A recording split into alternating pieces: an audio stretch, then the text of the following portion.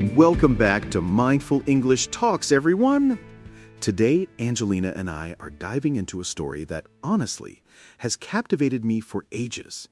It's one of those ancient tales that just sticks with you, you know? It's called The 17 Camels and Three Sons. Oh, I love this one, John. It's such a brilliant illustration of thinking outside the box, which is something we talk a lot about here. It really makes you question what impossible even means. When you first hear it, it just sounds completely unsolvable. And who doesn't love a good riddle, especially when it teaches you a life lesson? Absolutely. So, for those who might not have heard it, let me quickly set the scene.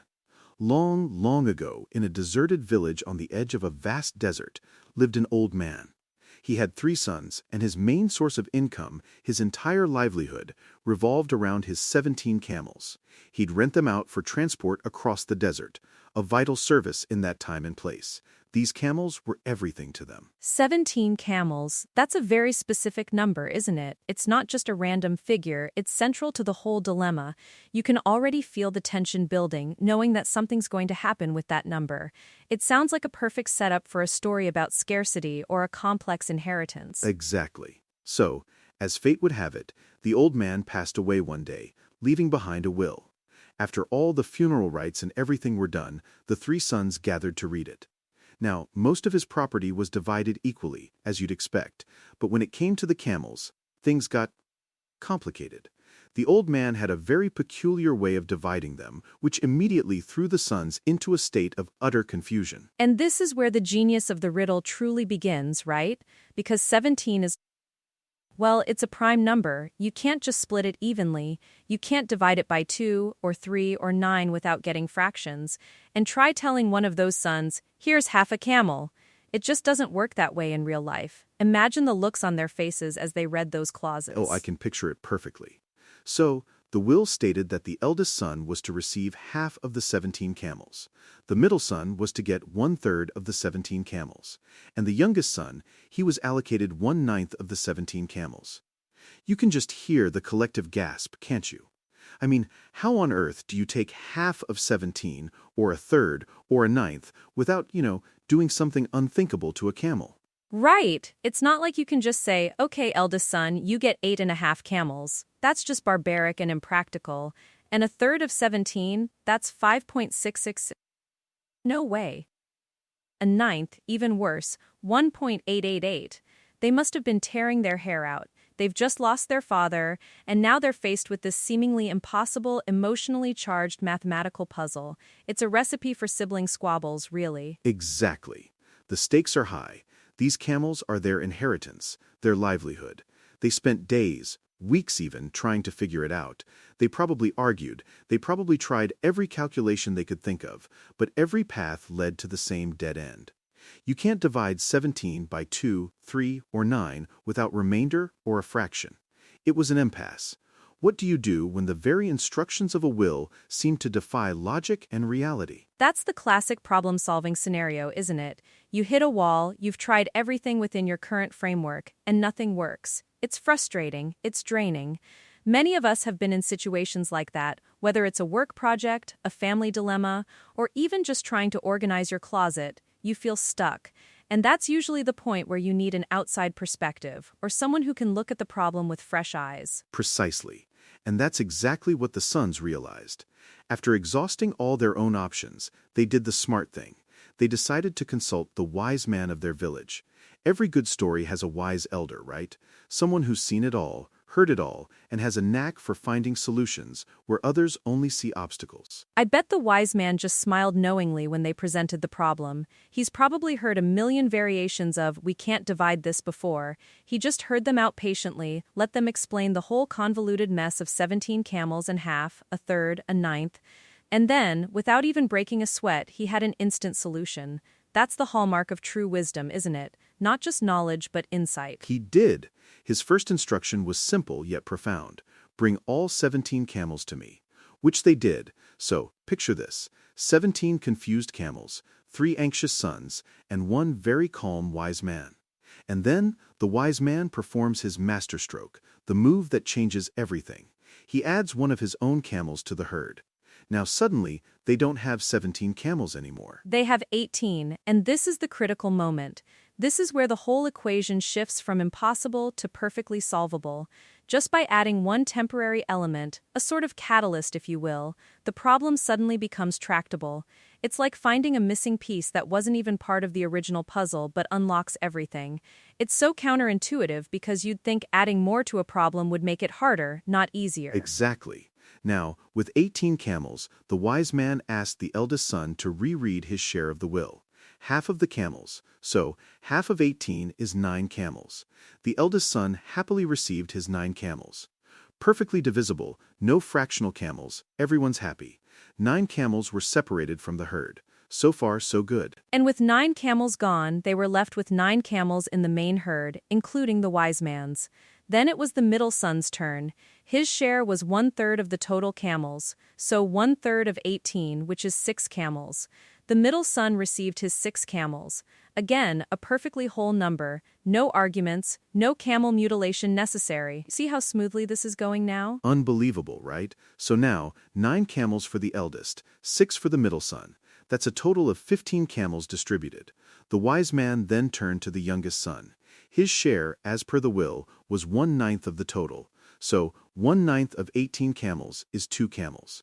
The youngest son got his 2 camels, also a perfect whole number. All the brothers now had their shares, exactly as their father had intended, without any impossible fractions. And here's the kicker, the absolute mic drop moment of the story. If you add up the camels distributed, 9 for the eldest, plus 6 for the middle, plus 2 for the youngest, that equals 17 camels. They had started with 17 camels, and 17 camels were distributed among the brothers, perfectly matching the ratios in the will. And what's left? The wise man's 1 camel. He simply took it back. Problem solved, everyone satisfied, and no camels were harmed in the making of this solution. It's just brilliant, isn't it? The entire problem was solved by temporarily expanding the frame of reference. By adding that 1 camel, the wise man created a common ground, a number that could be perfectly divided by 2, 3, and 9. It's not about changing the will or the numbers themselves, but changing the context. And it underscores that incredible message: intelligence is finding a common ground to solve an issue. Every problem has a solution, you just have to look at it from a different angle. It's such a profound lesson, truly. How many times in our own lives do we hit a wall because we're so fixated on the original parameters of the problem? We get stuck in a 17 camels mindset. We think, this is all I have to work with, and it clearly doesn't fit. But often, the solution isn't about forcing the original pieces together, it's about temporarily introducing a new element, a new perspective, or even just a different way of counting. Right. Think about it in business. You have a team of 17 people, and you need to allocate tasks for 3 projects that require half, a third, and a ninth of the team, for example. It's abstract, but the principle holds.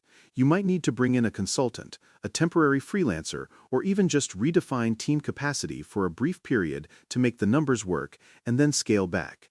The extra camel isn't always physical. It can be an idea, a resource, or a shift in mindset. Exactly. Or in personal life, when you're trying to budget and your expenses just don't fit your income, you might feel like you're trying to divide 17 by numbers that just don't work. The extra camel there could be finding a temporary side hustle, a unique way to save, or even just pausing for a moment to reevaluate what's truly essential. It's about creative flexibility rather than rigid adherence to the initial setup. It teaches us not to be afraid of temporarily adding to the problem space if it unlocks a solution.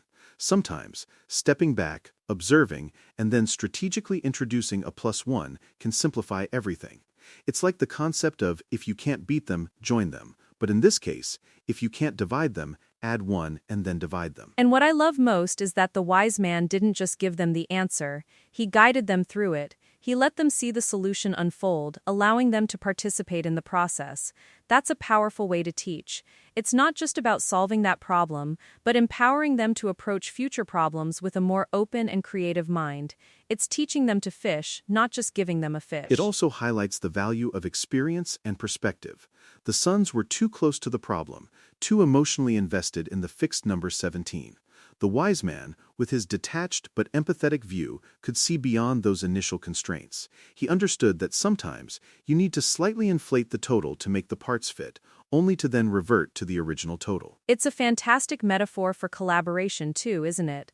The wise man acted as a sort of facilitator, helping them find a solution together that none of them could achieve individually.